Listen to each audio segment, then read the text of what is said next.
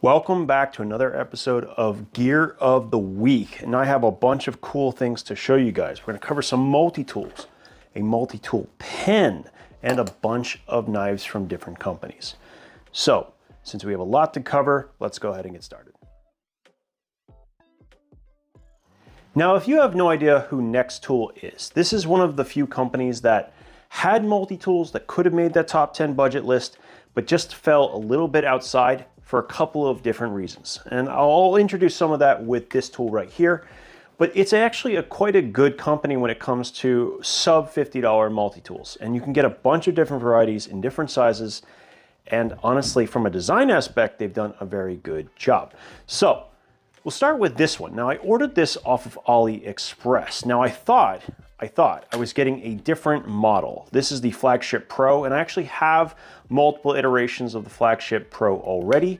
It has a 5CR blade, I believe, and it has a saw on the outside. And one of my favorite things about it is this massive pair of scissors, which cut incredibly well. On the inside, you have spring-loaded pliers with replaceable wire cutters.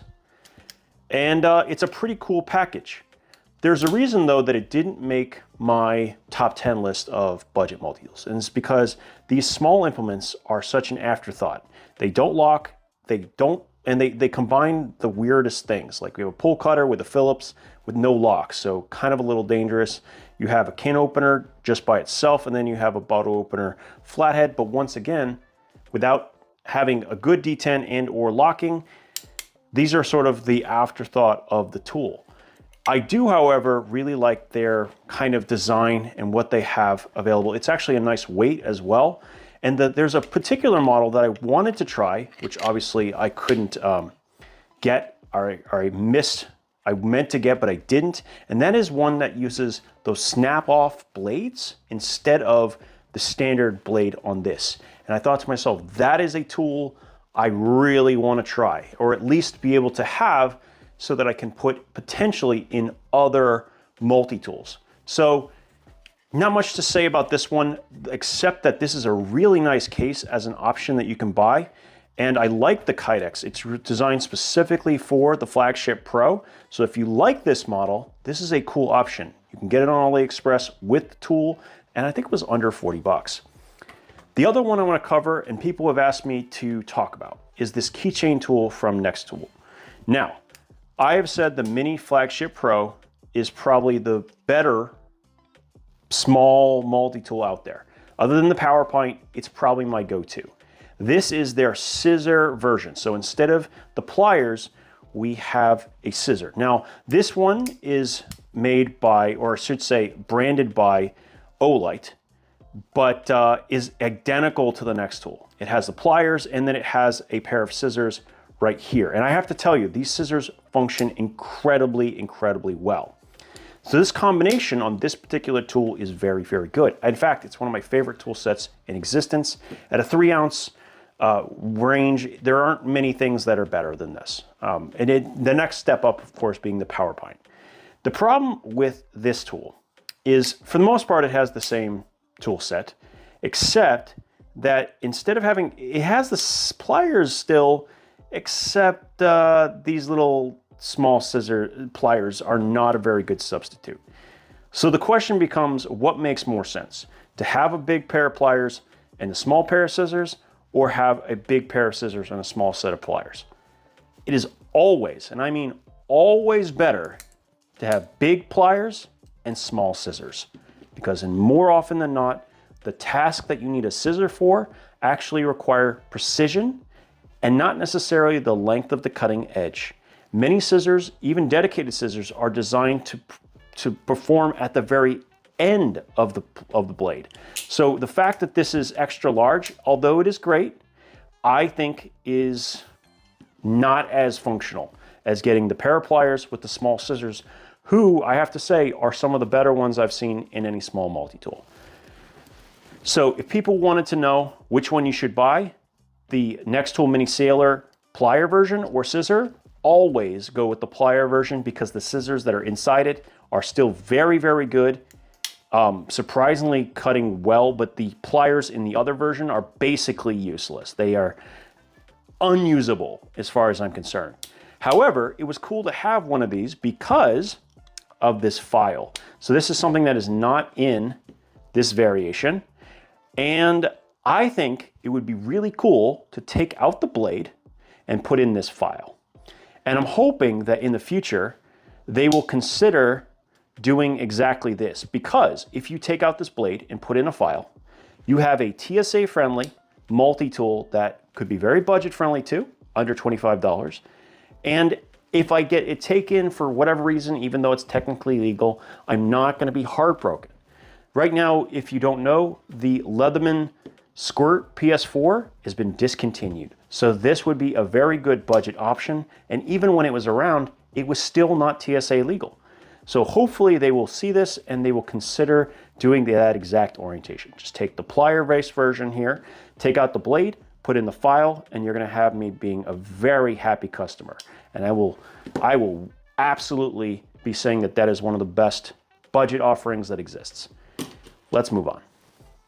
Man, am I excited about this. I have been trying to get my hands on this multi-tool for over a year. So when they announced the one-handed variations of the Swisstools, I was shocked, as was many people, because if you don't know anything about Victorinox, they make some of the highest quality implements in existence, but they move like a glacier when it comes to changes. The fact that we got a pocket clip and a one-handed blade was very surprising. And so I picked this up, and in my initial review, I wasn't super hot on it, mostly because deployment was an issue.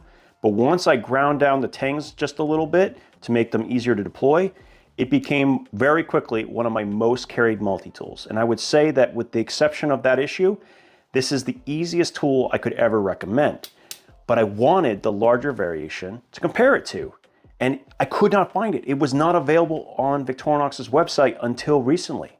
And I mentioned it, someone said, oh yeah, by the way, that's there. And I'm like, what? And it turns out it was. In fact, this was out of stock and this one was not.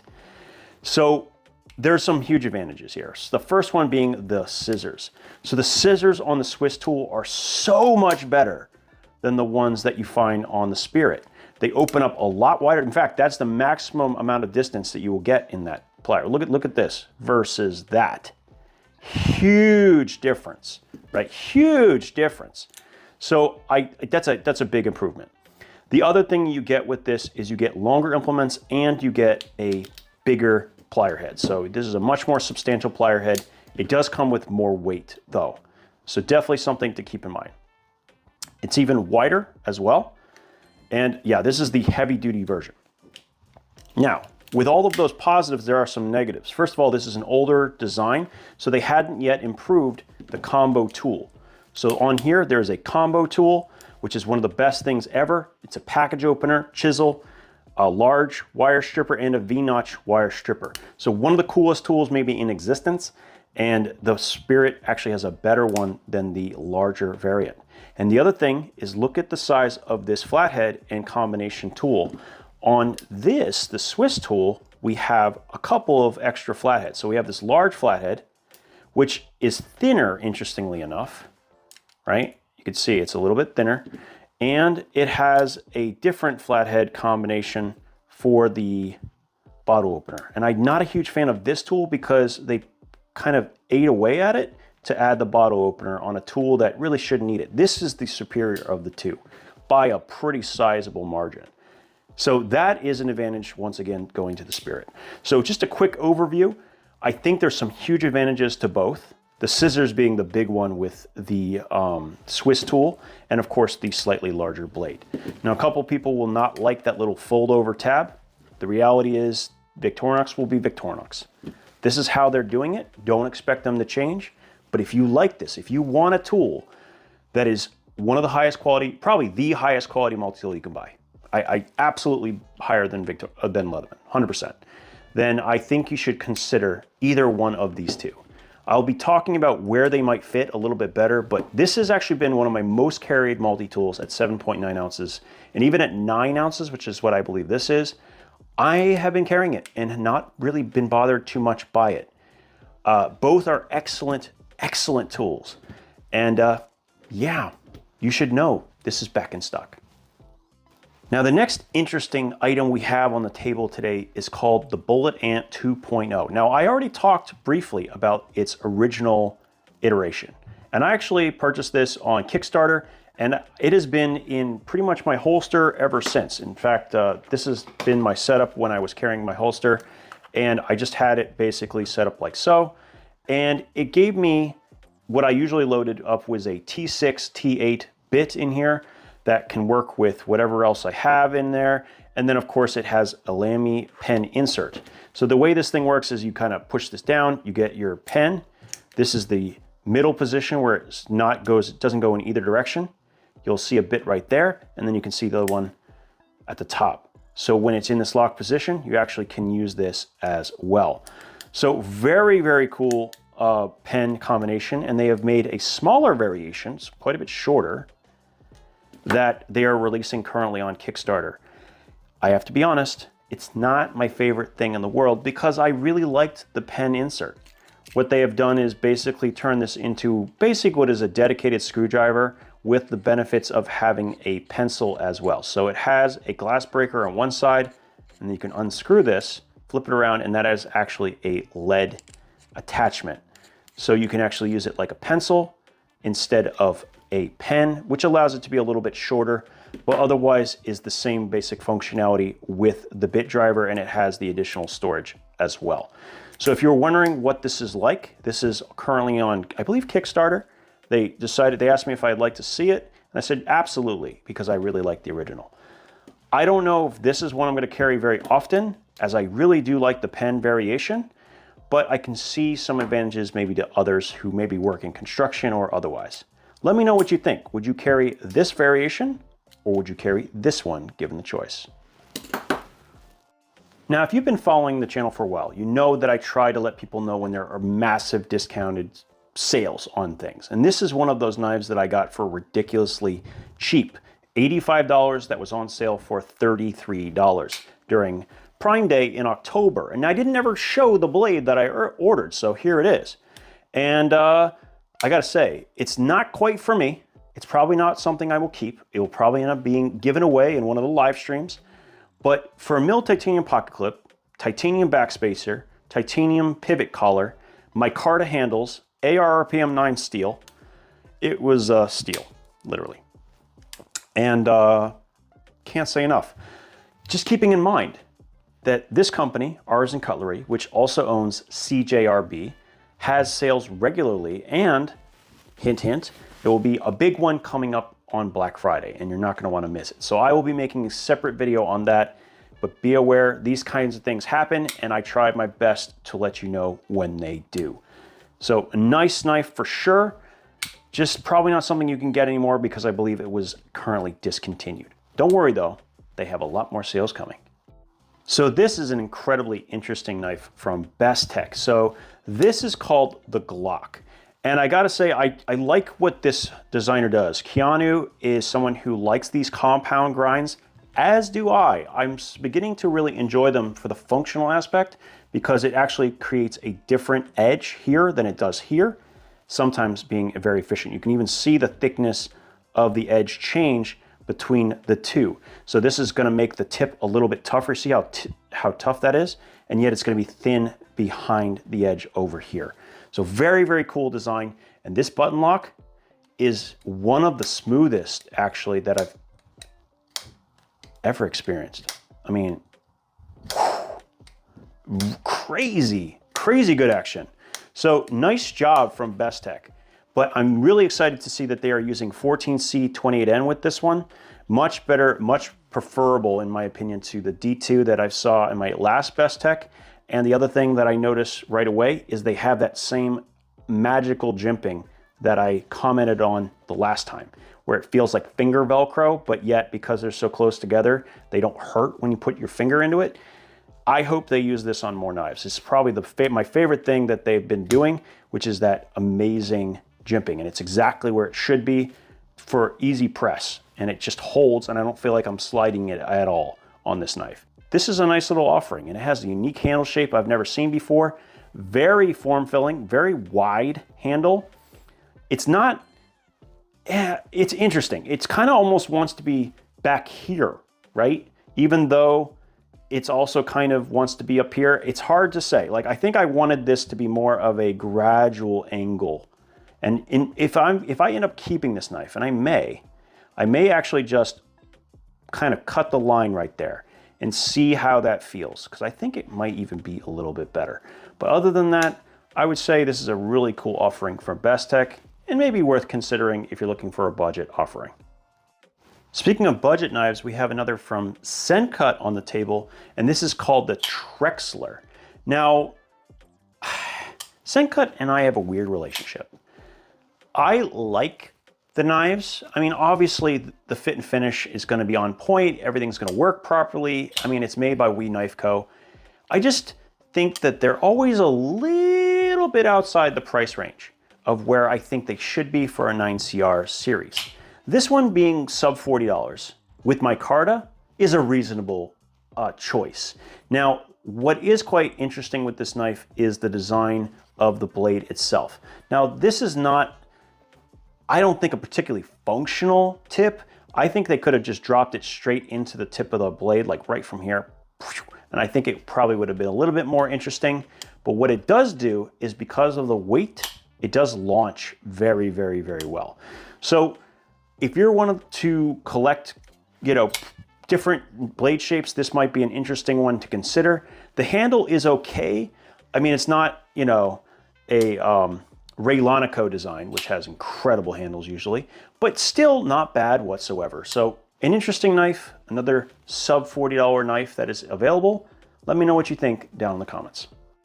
Now, this is a knife that I've already reviewed on the channel. So just to reiterate everything that I've said, this has a different mechanism related to the button lock than I have seen from pretty much any other knife. And it has a very specific use case that I think is worth mentioning. Again, and I will do so again. First of all, I love the new coloration. Black micarta, black finish on this 14C28N, great blade shape, excellent handle. This is a very cool knife and heavily discounted right now, very heavily discounted. So definitely worth looking at. But why it's different? It's easier to just show you.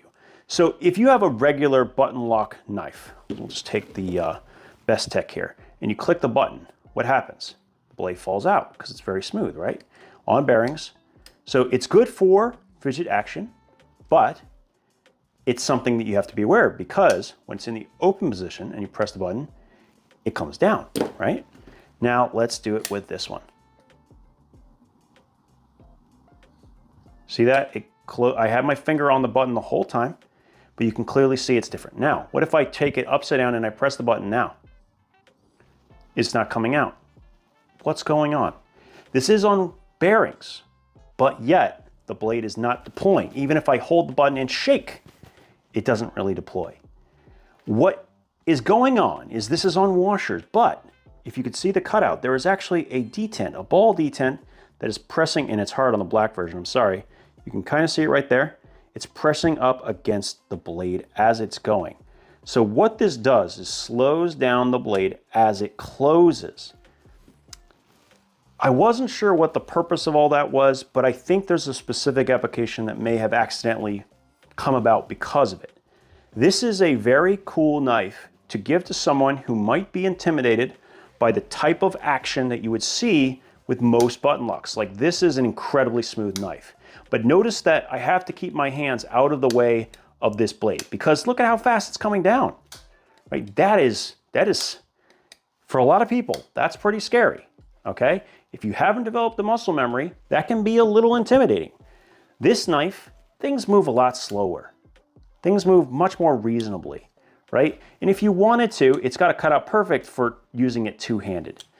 And it doesn't close too fast. So for that reason, I think that this is a very good choice for someone who maybe you're trying to get them used to new mechanisms, or you're trying something new, you're used to washers or slow closing mechanism, and you want to wean yourself into this kind of craziness, right? Something this smooth comes with it a need for certain muscle memory, right? You want to keep your fingers out of the way, because God forbid you don't, you're gonna have a very bad day. This knife doesn't really have that issue, or at least not as bad. So I definitely think this would be a very cool consideration, and it is currently heavily discounted. So definitely consider this knife from Remette. I think you might actually like it. I am so glad I get to show you guys these knives. So we've already covered the mica in a past video. Now the mica is basically the same handle as these, but has a drop point shape. This is called the mini Pyrite. I know it's a little confusing, but man, is this a perfect blade shape for a small knife like this, because you're mostly using it for draw cutting, right? You're not splitting an apple with these small knives, but man, what a cool little knife. I absolutely adore this one. Well, I should be more specific. I absolutely adore this one, which is in Ultem, that is polished. Oh yeah, oh yeah. I've been crushing on Ultem a lot lately, and I will absolutely be keeping this one, 100% chance. Just a cool, like a super cool fifth pocket knife. And it is quite a bit smaller, surprisingly much smaller than the Baby Banter, which of course it's immediately going to get compared to. But for me at least, I get almost a 4-finger grip. I think that this forward finger choil is a little bit small, but if I'm pressing into this part of the handle rather than in the blade, it feels perfectly fine. I like this knife too because it tends to have a little bit more universal appeal than some of the larger knives. And unlike the mica, which has a thumb stud, this actually has a cutout that makes it very good for two-handed use. So a lot of people who get these knives are going to use it two-handed. And it just makes perfect sense. Like it's very easy to teach how this works, right? You can hold it like here with 2 fingers, open it up, let go, you know, and that kind of thing. So I don't think you need to necessarily be able to do the kind of motion I do. Like you can see, I'm basically holding it with just these 2 fingers and flicking it open and close, which you can do, but I don't think that everyone's going to be able to do that, right? Either way, look at this. They have really nailed that Ultem. I cannot wait for them to do this to the regular Pyrites. Why have we not seen the Pyrites in Ultem yet? CJRB, get on that, man. You guys have nailed this. Like the fact that it just looks so good. I'm sorry, maybe not everyone's into it. Let me know if you are. Do you like Ultem or not? Whether you like it or not, there's probably going to be a video coming out just on this material and why it's taking the knife community and taking them by storm. But if you don't like that, guess what? There's G10 and there's also this milled carbon fiber. Now, as much as I like this, I mean, my heart is here. But still, come on, that looks great. That looks absolutely fantastic. And like I said, most people are not going to be able to actuate the knife like I'm doing. I have a lot of practice, but just as a two-handed knife for basically anyone, I think, oh yeah, that's nice.